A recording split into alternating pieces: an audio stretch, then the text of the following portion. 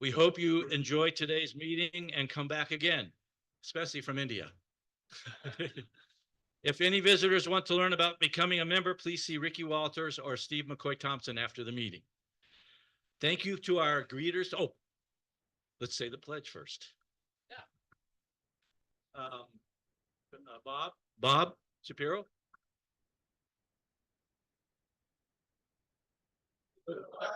Oh, the United States of America, and to the republic for which it stands, one nation, under God, indivisible, with liberty and justice for all. Amen. Please be seated.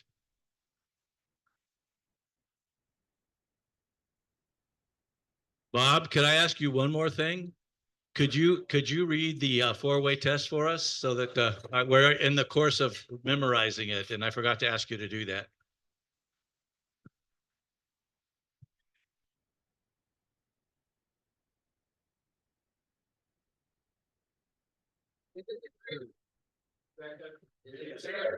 Concerned. Will it with friendships? Is it beneficial to all concerned? Amen. Thank you, Bob. Thanks for stepping up all at the last minute. I'd also like to thank our today's greeter, Nancy Harrington. Where's Nancy? Thank you, Nancy. I'd like to thank Richard Mankins for taking attendance. Richard, where are you? There he is. I'd like to thank Kathleen O'Leary for being the treasurer today, Kathleen. And David Clausen for helping Kathy, who needs no help. Thank you, Kathy. Yeah. At this time, I'd like to ask Randy Brown to do We Care.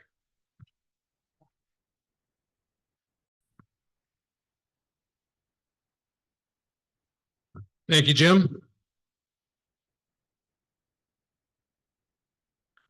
So a few weeks ago, I went to a Chinese restaurant and had lunch with a friend of mine. And I kind of dominated the entire conversation.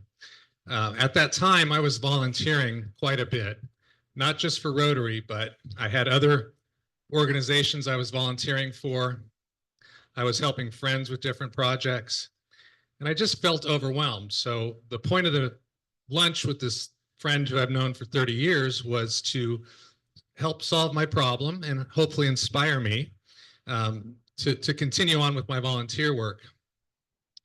Well, by the time the check came, I didn't really feel, I mean, he'd given me some good advice, but I really didn't feel like my problem had been solved. And in fact, he asked me for help on a project. So there you go. But since we're at a Chinese restaurant, we got the familiar check with fortune cookies. And although I'm not a big fan of the taste of a fortune cookie, I really enjoy the tradition of breaking that open. Everyone reads the fortune and we share how that made us feel. Now, this particular fortune that I got was so inspirational to me that I put it on the back of my phone, which has a translucent cover, and so that I could read this whenever I'm feeling a bit uninspired. And it says simply, before you receive, you must give. Now, that day, if I had been talking to my friend about problems with my car, this fortune cookie would not have made any sense. But how amazing is it that these 6 words, before you receive, you must give, how impactful these are. And please don't tell my friend, this solved my problem. And so what I thought we would do today is kind of talk about the fortune cookie. And what is the magic? What is the magic in a fortune cookie? And when you start to look at the history of the fortune cookie, it's really kind of murky. Some say the original idea came from China during the Ming Dynasty, when warriors delivered secret strategies inside tea cakes. Others trace the roots to Kyoto, Japan in the 1800s, where a Japanese cracker called senbei, made of sesame and soy sauce, had a message baked into the center. Most everyone agrees that Chinese and Japanese immigrants to the US in the early 1900s brought the idea to America.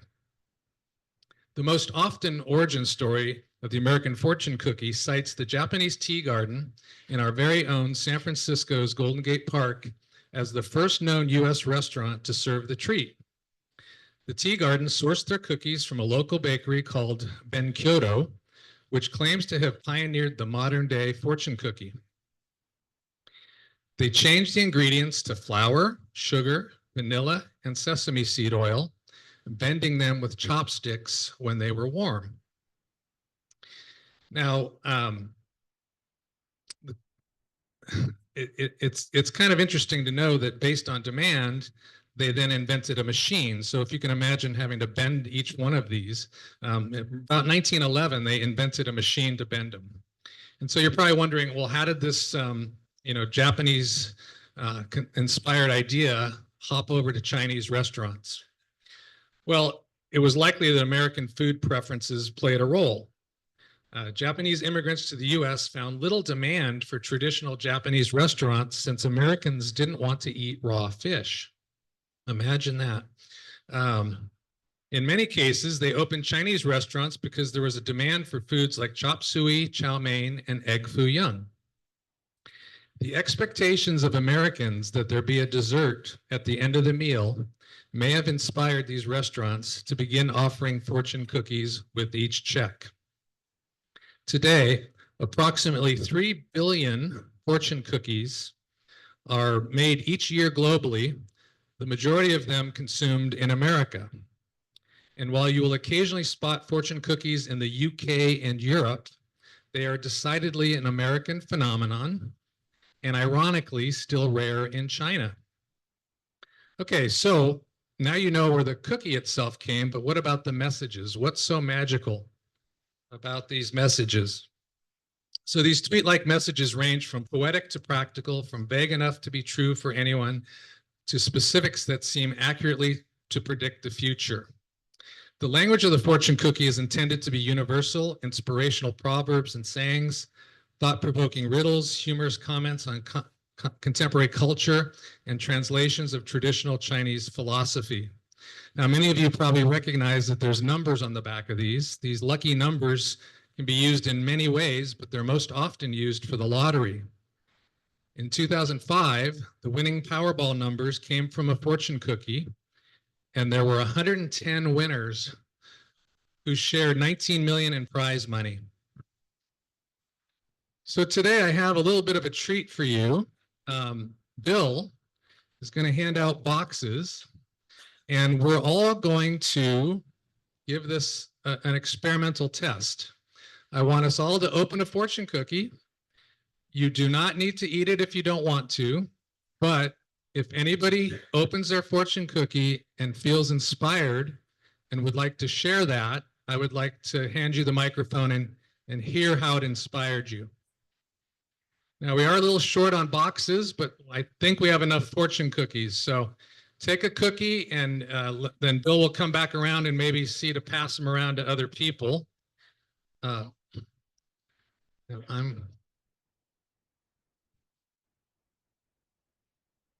I going to? You have another table? Yes, sir.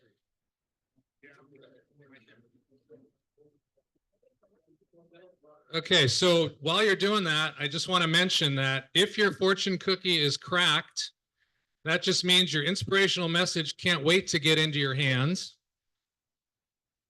And if your fortune cookie is missing, in other words, if you have an empty fortune cookie, that just means you need to be patient till your next Chinese meal.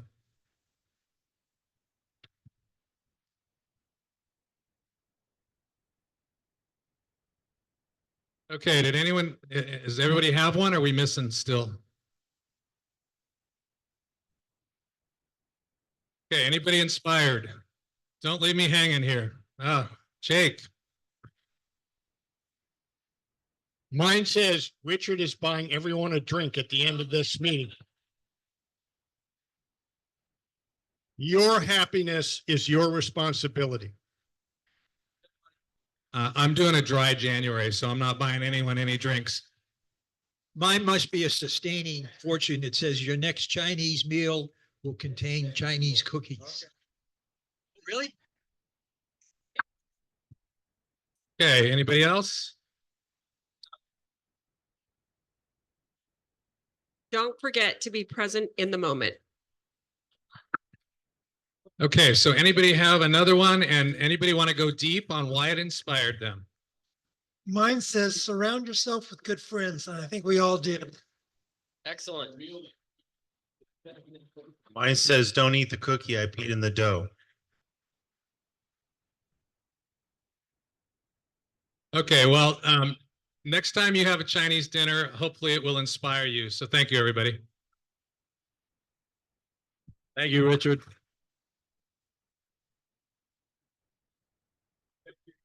Nice job. Yes. All right. I'd like to welcome any visiting Rotarians and ask that they be introduced. Visiting Rotarians. You got it? All right, y'all. You know what? You know the deal here. I can figure out this thing. Where am I going? Here we go. Bob took that. Okay. From the Rotary Club of, in the category of, please welcome. Hello,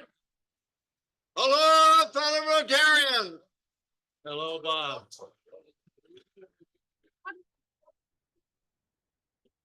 Wait, we're doing Rotarians. So why don't you guys come up because you're Rotarians and we want to welcome you. Come on up to the front.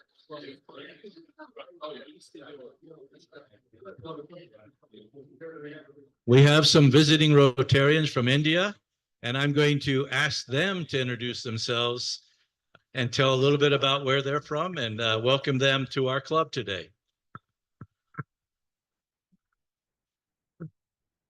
Hello, everyone. Namaste. Namaste. So we are very glad to be here and joining you, Rotary Club of Pleasanton.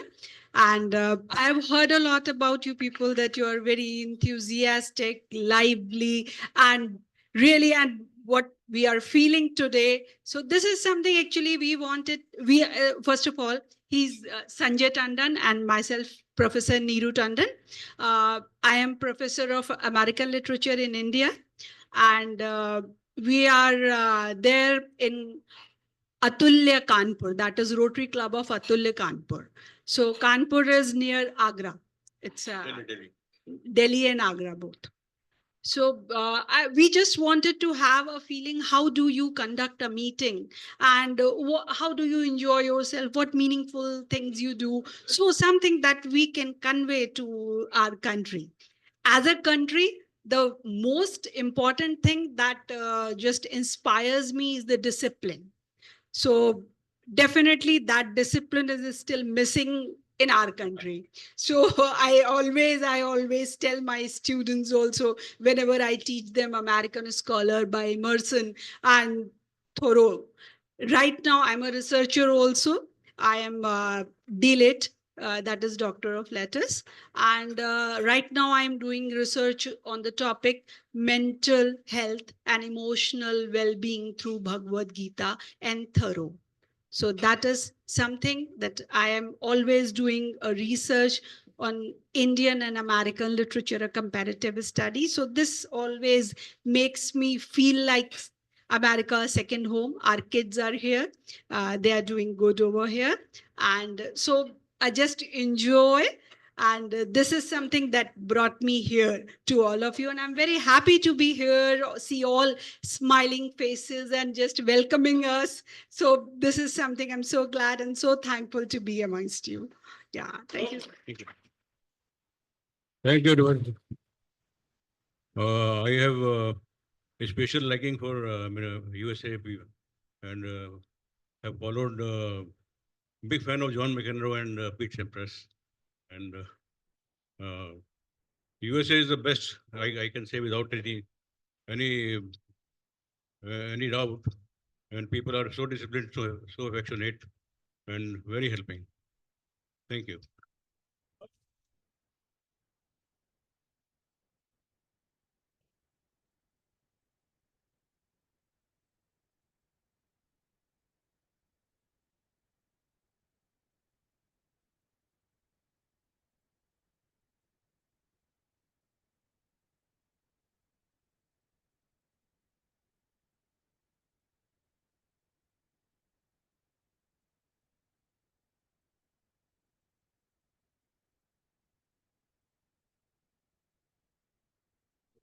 for all the love.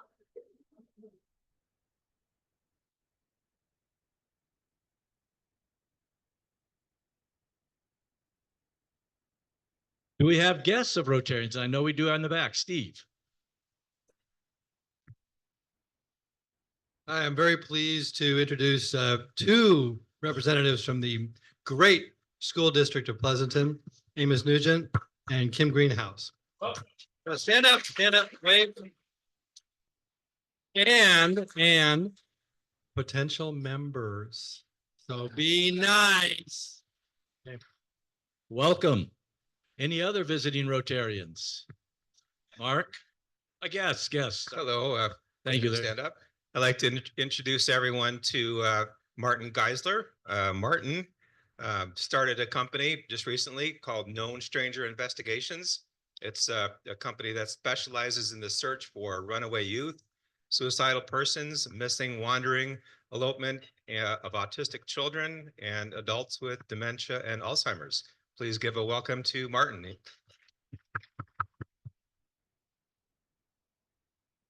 And also interested in becoming a member. Welcome. I'm doing it. Thank you, Larry. He asked me, stand up, Ed. This is Ed Johnson. He runs what's the facility called again? Pleasanton Nursing and Rehabilitation Center. Right near downtown, stone's throw from here. And Mark, of course, met him when Christine was there, and I've been there and seen Ed as well. And Ed has an application, and he's getting ready to fill his application out to join our club as well. So please welcome Ed. Welcome, Ed. And I just want to thank Ed for taking care of one of my classmates was in the facility a few months ago. So thank you. And any other visiting guests? Deanna? Hello, I'd like to introduce my daughter, Brianna Armario. And she is going to be taking over the team and doing great in real estate. And we're actually your neighbors right on Neal and 2nd. So yeah, thank you. And she'll be joining us again. Welcome. She'll be joining. Any other guests of Rotarians? All right. Ricky, I think we have a video and a song. Disclaimer, technical issues disclaimer. My speaker died, so I'm holding the microphone up to my laptop in hopes that that's going to give us some volume for what we're trying to do here today. All right, we're going to go. Our connections make powerful things happen, uniting individuals and communities. We are Rotary.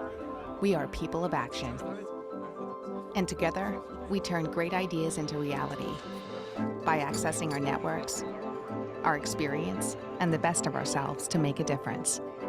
Around the world, Rotary brings leaders together to build new friendships and to solve problems. Like in Austria, where generations work side by side to come up with innovative ways to build sustainable housing and community centers. Everyone learning from each other. In India, volunteers run a mobile blood bank to help provide a steady blood supply for their local community. And in Taiwan, people are working hard to get vulnerable citizens the support and services they need. With over 1 million members, we know what people can do when they come together. In your backyard and around the world, there's power in our connections. Take action with us. Find out more at Rotary.org. Our connections make powerful things happen, uniting individuals. Thank you, Ricky. And now we have a song.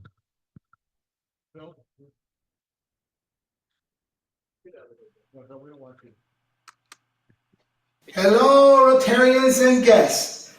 Today we're going to sing One Heart, One Club. Let's go to it.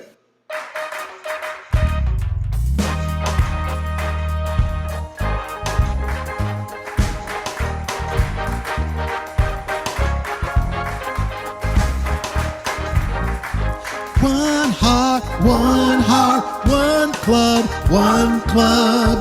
Let's get together, do good, have fun. cheers and the spirit run. Let's get together, do good, have fun.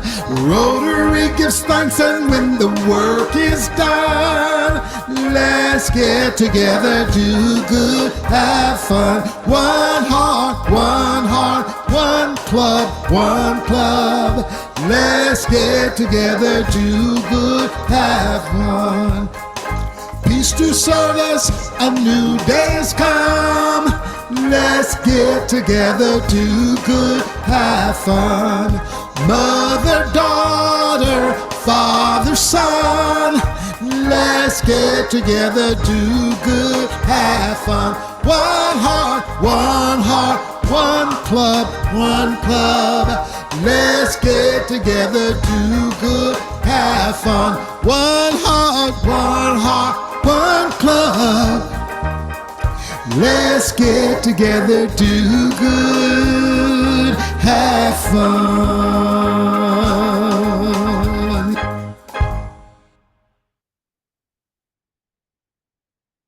Before I ask Ricky to come, well, Ricky, come on up, but I just want to let our visitors and guests know that Don Lewis, who was singing for us, passed away a few years ago.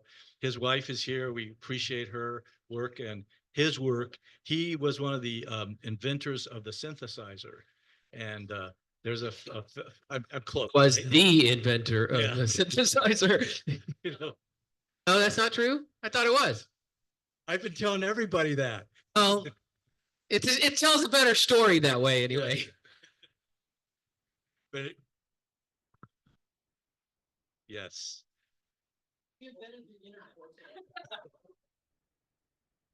But That's Al Gore. and the sense of humor that Julie still carries, and not correcting me ever. But he was an amazing person. He in the schools, he would come and do a synthesizer, I can't say, keyboard performance for my students every year at Harvest Park Middle School. And the kids look forward to it every year. I look forward to it every year. And then I had a chance to meet him again as I became a Rotarian, and just an incredible human being. And his wife is likewise. So I just wanted to share that with our visitors. All right, so taking off of that song, One Heart, One Club, the reason I'm making a very quick announcement is we're now in the season to get ready for our 10th annual Rotary Poker event that will be on May 2nd. It's Friday night. We just want to invite anyone. We started our first committee meeting this past Tuesday. We're going to be meeting on Tuesday evenings at Mike Hosterman's office. If you're interested in poker or just interested in serving and helping us put on a fantastic event, which we know this one will be, please talk to me. Please see Bill Evans. Please see a bunch of people here in the room that are Randy Brown, lots of us that are involved. Kevin Goodry. He's, by the way, raise your hand, Kevin. He just joined, I mean, literally in the last month, and he was there ready to help out. So I love that. And go poker event. It's always at the Veterans Hall. The evening, Friday night, May 2nd. Yep.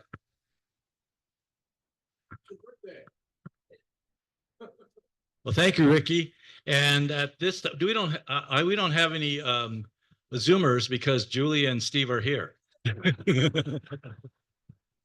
So at this time, I'd like to ask Heidi to come forward and introduce our speaker. It's going to be the shortest introduction ever because I am going to let our new Chief of Police, Tracy Avalar, introduce herself so you can all learn about her. So without further ado, Chief.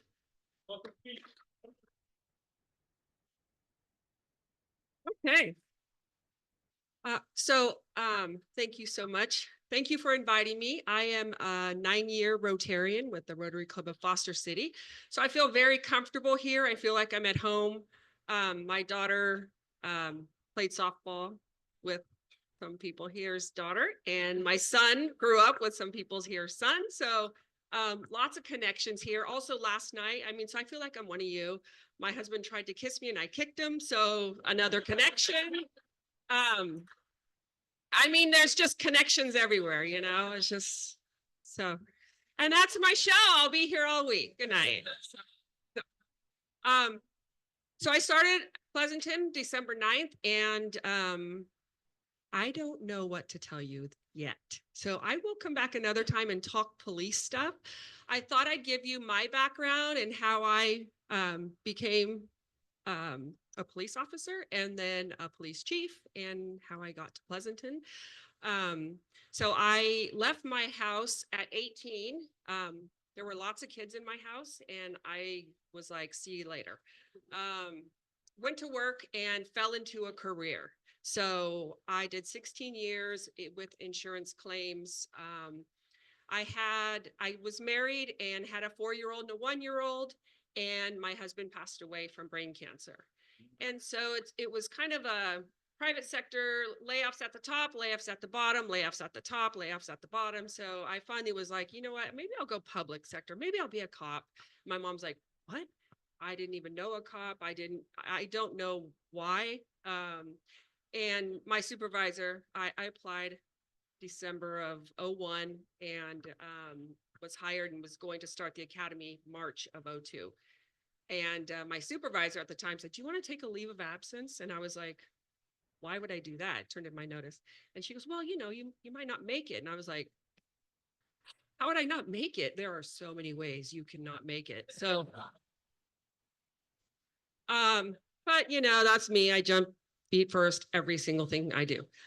So I go into the academy and fast forward, I become a sergeant. And one of my captains says, I don't care, but they will care. You need to get your degree. And of course, school was always very easy for me. So I wasn't afraid of that. It was just 2 kids, full-time work and all that. So I said, okay. So I did an online program that a lot of police officers do, geared toward working individuals. I was not impressed. So I become a lieutenant and my chief says, are you going to get your master's degree? And I said, nope, definitely not doing that. I felt like I would be buying a degree. And that was not something I wanted to do. I said, my kids are going to college. I don't want to pay another $25,000 to say I have a piece of paper. I had no aspirations of being chief. I was just, you know, and so he said, what if I told you it was free? I'm like, okay, what? You know, so he told me about the Naval Postgraduate Program, which is very free, a phenomenal program. It was 2 weeks every 3 months. You had to be in residence for the 18 months.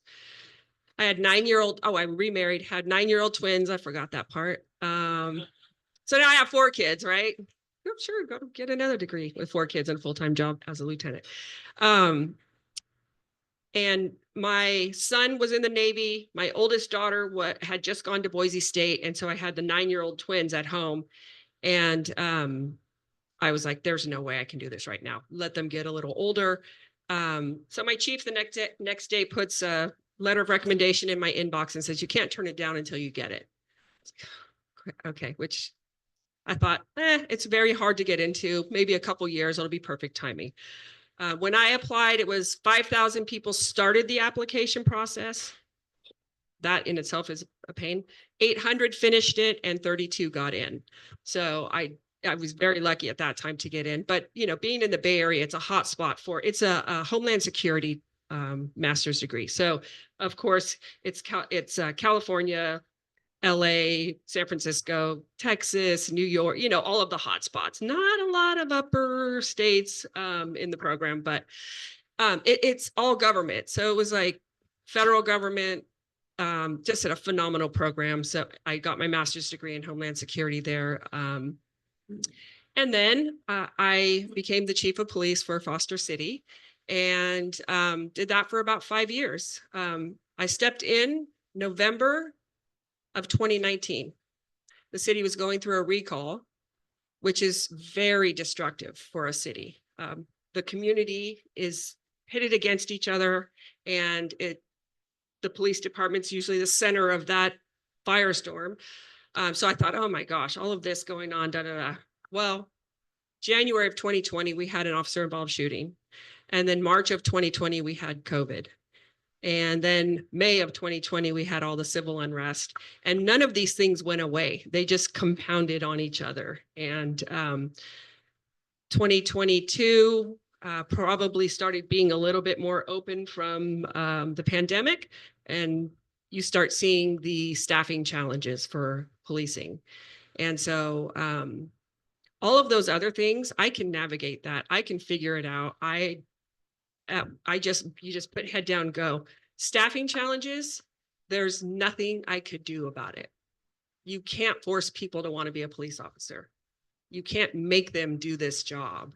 And of course, we did lots of stuff and recruiting and all of that, but it is what it is. And so that, I would say, is the biggest challenge I faced as a police chief, something you can't fix or change or impact.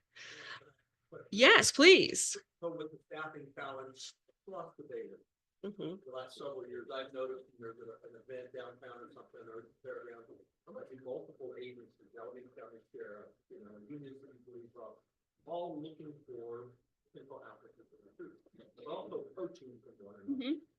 So as chief of police over across the bay, did you see that other agencies would come into your and say, oh, we're gonna coach for her? You were coaching. No, they never told me, but they never told me, but it's a matter of, can I live in that area? Can I afford to live in that area? And on the peninsula, no, you cannot. Will they pay me enough? And so there are people in Brentwood and Modesto and all of the Tracy and Ripon and Manteca, they commute here to Pleasanton. So and they're starting to pay the same as us. So there will be zero reason for people to commute in to Pleasanton. So that is, it's about culture too. So, oh, yes. Okay.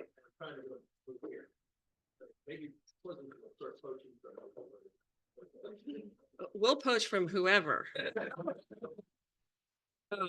Although Pleasanton is, we are down to right now. That doesn't include injuries and stuff like that. But they've done a great job in filling their vacancies. They had a big hill to climb, and they have done a great job. And now, and the two vacancies that we have, there's two people very close to being hired. So on paper, we will be fully staffed. So and I think there's a little bit more interest in being a police officer now than there was in 22-3. And you have to remember, a lot of people left this profession. They just said, this is too much for me. I can't do it.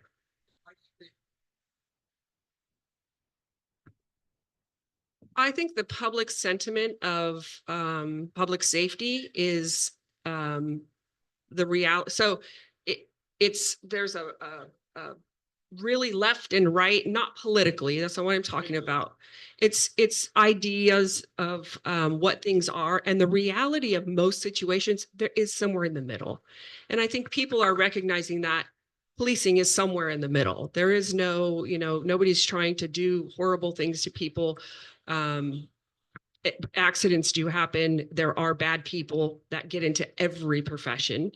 I think policing does a really good job of weeding people out, contrary to what people think. I mean, there is not a police chief in the world. When I leave at night, I have to believe that the people going out the back door and getting in their police cars and can take people's freedom away and can use lethal force are doing things from the heart, and because it's the right thing to do. And so if someone wasn't in that line, there's no police chief anywhere that would keep that person. I mean, they would be gone. So there's no, I guess I'm saying there's no sweeping under the rug of wrongdoing. It just doesn't happen. There are a lot of constraints, and this is getting off topic, but we can go wherever we want with this. There are a lot of constraints about what can be done labor-wise, obviously, for everyone, not just law enforcement, but people are held accountable to the extent that we can. I've terminated people, I've demoted people, I I have a hard line. If you make a mistake, I give people the authority to make a mistake. You can make a mistake. You are a human being. We will fix anything. You have to bring it to me. If you don't bring it to me, that's a different story, and there's more severe consequences. If you make a mistake of the heart, that's a different thing. Different thing. So, yeah. But he works for Sacramento PD. He has a great chief. My daughter, my three grandchildren, Liverpool, I'd love to have them. I'm selfish. Yeah. I think you're going to probably have to go that way. We got you all planned. Yes. Get back to you. Okay. So, 5 years as a chief, it was a lot going on at that time. I actually thought that I would, okay. So on top of all of those things, I was the secretary, treasurer, vice president, president of the San Mateo County Police Chiefs and Sheriffs Association. After my master's degree, I did a lot of research into use of force and the laws surrounding that. And so I got really interested in the law. And so when I came out, I joined the California Police Chiefs Law Ledge Committee. And at that time, it was before 2020 and before anyone knew what Zoom was. So we were on the phone and we would have these ledge calls on the phone. And it was kind of quiet, and people, one person said something and they'd go, yeah, that sounds good. So one of my pet peeves is groupthink. I do not like it. I want dissenting voices. I need different ideas. I don't want, and so when I was listening to that, I'm just thinking, so I kind of would put my voice in there. I wasn't a police chief yet. Put my voice in. And then we went to Zoom and you can see people, and it was a little more apparent. And I got a little more confident with these police chiefs, and I started being a big mouth. And so big mouth meaning questioning, poking holes, wondering. And lo and behold, I found myself as the chair of the Law Ledge Committee for the California Police Chiefs Association. And then the ball started rolling, and the president of the Chiefs Association said, hey, I want you to come onto our board. I'm on the board. Hey, will you be the region rep for San Francisco, San Mateo, Santa Clara counties? Hey, will you put in for second vice president? I am currently the president of the California Police Chiefs Association and the second female to hold the role in 68 years. So very, very exciting for me on that front. So on top of all those other things, and my getting myself involved in all of these, and I accidentally do it. I don't really go looking for things, but I just stumble into it. Foster City also went through a really hard time with relationships between our city manager and our council. And in my 5 years as chief, we had 7 city managers. I was acting city manager at one point. And that was on top of all the other things. So it's been a wild ride. So that brought me to, I'm probably going to go through my California Police Chief presidency. You have to be an active chief, and maybe I'll retire in March of 25 when I'm done with my presidency. And I would joke with David Swing all the time. I've been in Dublin for 20 years. And so I would joke with David Swing all the time. Hey, when are you retiring? When are you retiring? But it was just to be funny. And then it became sort of like our thing, when are you retiring? I never in a million years thought I would put in for Pleasanton. Never in a million years. And he texted me his retirement announcement. And I was like, this is interesting. So I applied. Here I am. But it's been an amazing, and this was March of last year. So this has been a year sort of, I think June, maybe July, I applied. It's been a long process. So I'm really excited to be here. The police department is very welcoming.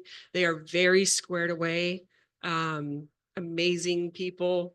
And I am not as formal as Pleasanton PD. So they're probably kind of like a little, whoa, what's happening? So we'll get them a little more, but I like to be engaging with them so that they know that I'm here for the right reasons. I'm authentic. I'm humble. I can admit I'll own anything. I own most things so that other people don't have to, and they can figure out, oh, I'm not going to get the hammer every time something happens. You know, you got to make it comfortable to have that authority to make a mistake, right? So, but yeah, I had my swearing in yesterday. It was pretty fun. They didn't tell me anything about it. I went there. It's this really fabulous event at the Veterans Hall. That brings me here today. I am super excited to be here, and I'll take any questions if you have any.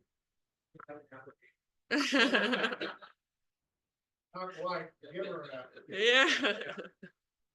Yes. Recruiting and staffing has been a big issue for the police department. And you talked about a few more coming in. Are you seeing the recruits coming in have the same, have as high of values and standards as they did, say, 5 years ago or 10 years ago? Well, yes. Yes, they are vetted, highly vetted. I mean, people wash out of our background process all the time. They're not the same as when we were young in any job. You know, we would stay in our jobs forever. Our generation, most of us, there was a lot of young people here, but I'm 56, so our generation would stay in their jobs for a long period of time. They're not as interested in being identified as their career. They're interested in their home life, in their personal time, which is a good thing. I mean, it's not a bad thing. If you think about a police officer, they have accumulated trauma every single day. I mean, and you think, oh, well, trauma, like that's a shootout. No, and trust me, there is this all day, every day. You go to a call of a person who's been on hospice. No, they have a DNR, they pass away. We go there, we leave, we go to a fight in front of some store. Then we go to someone who's acting out of control. Then we go to a dead squirrel. And then we run to a shoplifting. They just smashed out, you know, whatever. And so it's just like this all day long. And so that accumulated trauma that a police officer goes through, it seems and feels like nothing in the moment, but this builds up and builds up and builds up. And so, and there's a lot of crisis moments and expectations and legal authority. There's a lot that needs to be thought about just to know if you can detain someone for whatever is happening in that moment. And so just there's the legal aspect, and then the physical aspect, and then the heart aspect, that accumulation of and one thing is not going to make me feel bad, but it might make someone else feel bad, or you know, so it's just so kids know that these days. And when I say kid, 25 years old, they know that. They are so aware of their mental health and what they need, and they will tell you. And it's a good thing. That would never have happened in the old days, right? But I think they're different, but they're great. Thank you.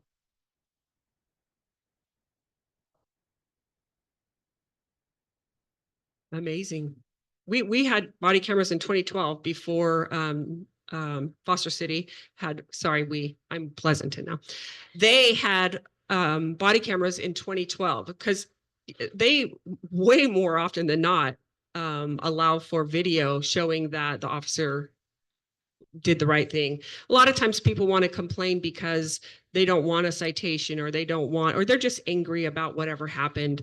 And then we'll look at the video and it's, sir, please, sir, please, sir, ma'am, please, ma'am, you know, they were treating me horrible. And most often the video will exonerate any sort of complaint. So it does nothing but help. And also I've seen things where I'm like, that is not okay. Go take care of that, right? We can see that as well. If someone is starting to have a different sort of, and I don't get to see very many videos, but when I was a manager coming up, a lieutenant, captain, that's where you really see, you can identify behavior that looks like it may be concerning. And so it's good in that way as well. I have zero problem with body worn camera.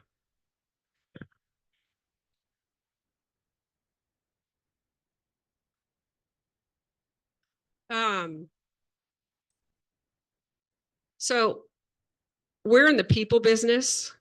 I worry about my people and I worry about the community. Like one mistake or one anything. So the people are who I worry about. Everything else you can figure out. I worry about public sentiment. I get very it breaks my heart when people lump police officers into horrible human beings or, you know, whatever. I used to worry about the legislature. They're sort of coming back a little bit because there's a lot of unintended consequences that come with trying to fix something really quick with a law, you know, it's just hard to do that. So.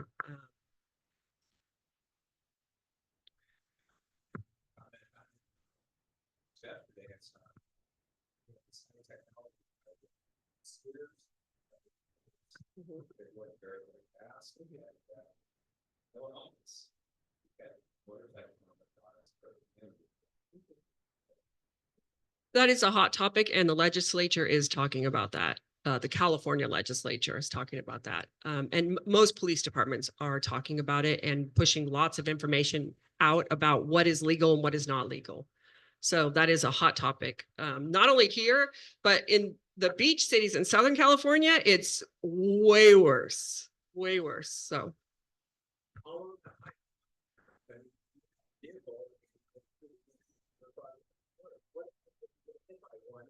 You know, because I on the PA board, and we have these pre-closures, and we have these kids riding bicycles, doing wheelies. You take somebody, an elderly person out, who pays for that? Yeah. I mean, I feel like not required.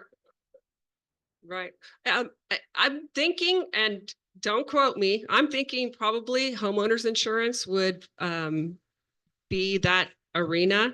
But if it's street legal, then it would be, yeah, I don't know. Yep. Oh, sorry. So I mentioned to my father was a policeman in Santa Monica in the 50s, 60s, and everybody on the police department lived in town. We all the kids went to school together, everybody knew everybody. And when corrections were made, people were apprehended, there was background to who those people were, and there was connection, right? Because it was a community. And I don't know, are there cities around who have found ways to provide their police with housing in the cities where they work? Not in the Bay Area. Not at all. Yeah. I mean, there's no way. Workforce housing, apartments. Yeah. So how do you create that connection to the community in your police department when they don't live here? Yeah. There's a lot of ways that people, I'm a 9-year Rotarian in Foster City and I live in Dublin. That's how. There are some people that coach teams in the city or do martial arts, or you find ways. And then you get to know your community when you work there. I mean, you just do.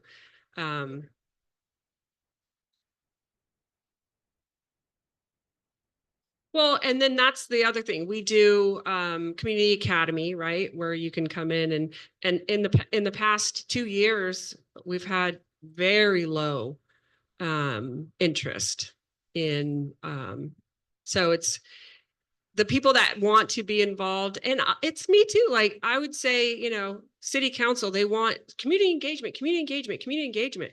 When people are happy, they don't care what's going on. I've gone to 0 in 20-year Dublin city council meetings.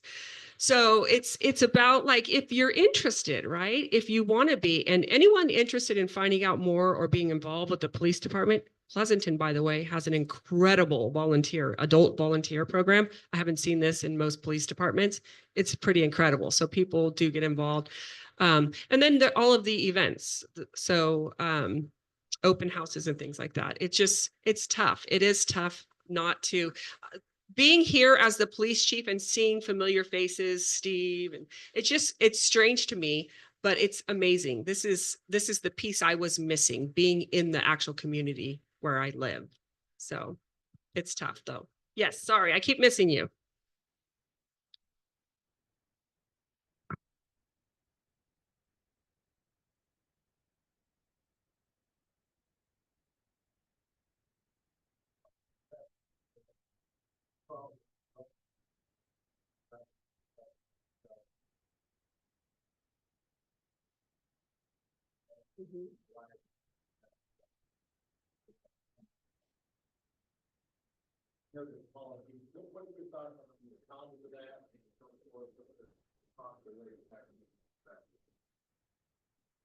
We got soft on crime in California. And I think there's a balance between locking people away forever and holding them accountable. And so Prop 36 passed. That was a way to sort of undo some of the Prop 47 laws that made all the drug charges misdemeanors and theft. We used to have petty theft with a prior, which was a penal code. And so you could, if someone had a prior and they spent at least 1 day in jail, you could arrest them for the petty theft.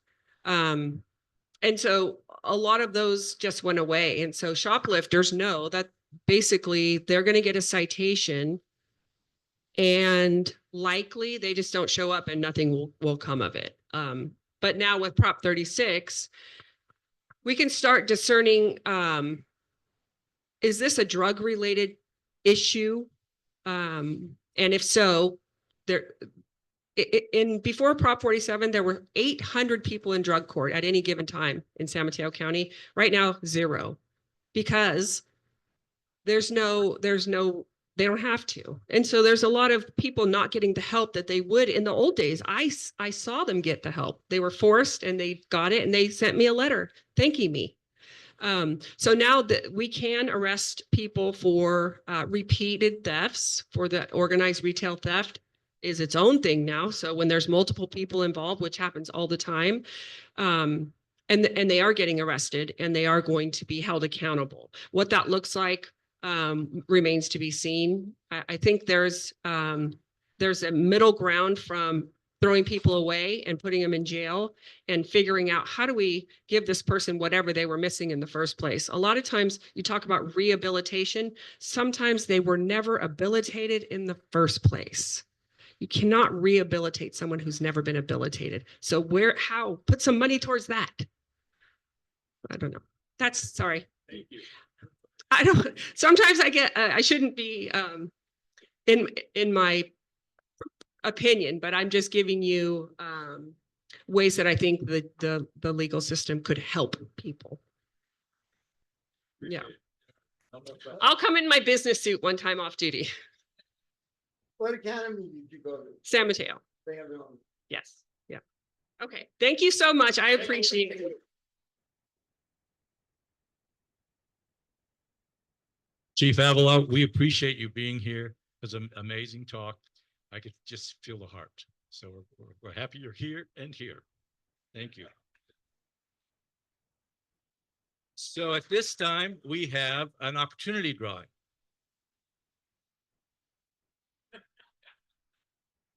Come on, Kathleen. $180.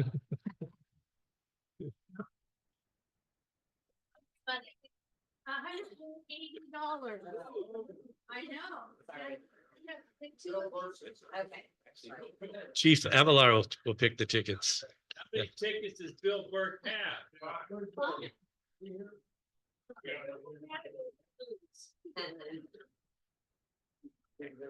Oh. That's if I can. Okay, last 3 digits are 869. 869.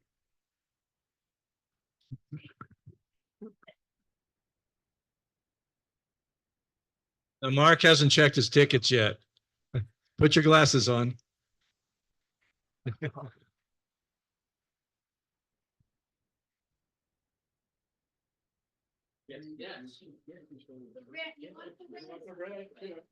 Take the red chip.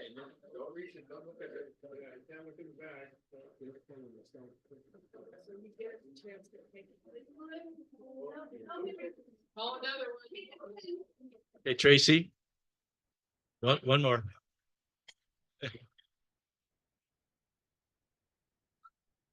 Eight, 7, 1. It's probably the same person.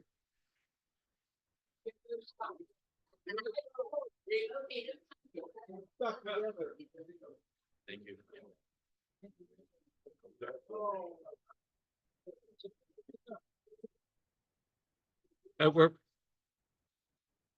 And we're good. Thank you. Thank you. Thank you, Kathleen. Thank you, Chief Avalar. And thank you, Martin. We like your money. All right. At this time, this meeting is adjourned.